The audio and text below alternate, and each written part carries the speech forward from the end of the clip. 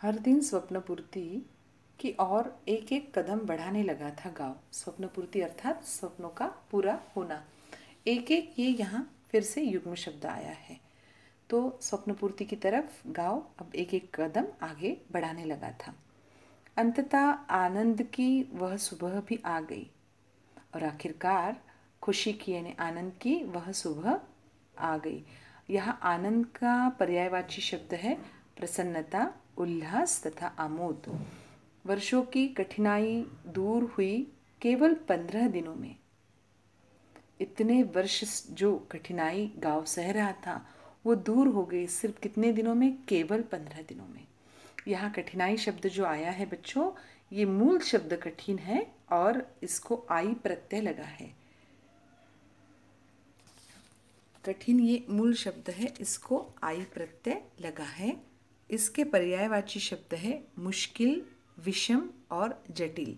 तो ये जो इतने वर्षों की जो कठिनाई थी वो केवल 15 दिनों में दूर हो गई और ग्रामीण और विद्यार्थियों के सामूहिक श्रमदान से पुल बनकर तैयार हो चुका था।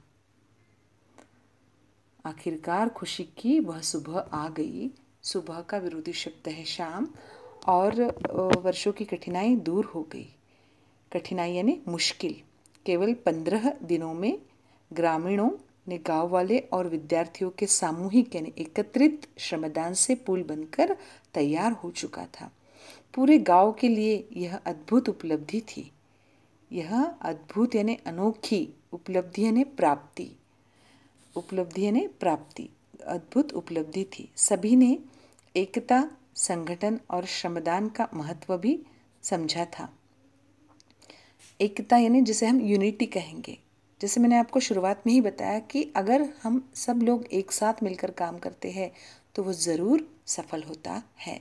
तो सभी ने यहाँ एकता दिखाई और संगठन यानी साथ में काम करना और श्रमदान, मेहनत की, श्रम का दान किया का महत्व समझ गया था सबको।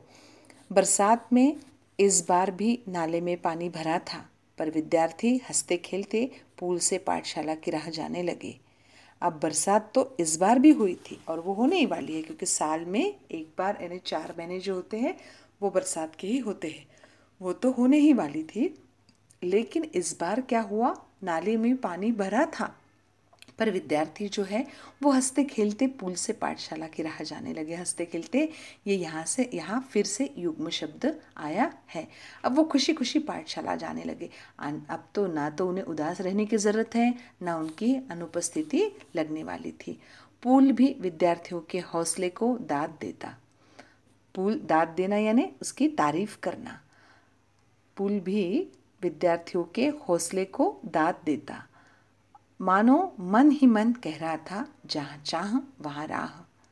ये दाद देना ये मुहावरा है यानी तारीफ करना।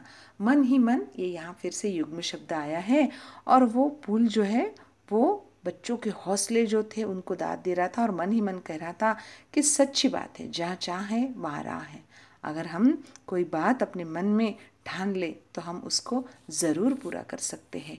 जूही ने अपने बड़े भाई की सहायता से पुल के उद्घाटन का वृत्तांत बनाया और संगणक की सहायता से शिक्षा निरीक्षक के सामने प्रस्तुत किया।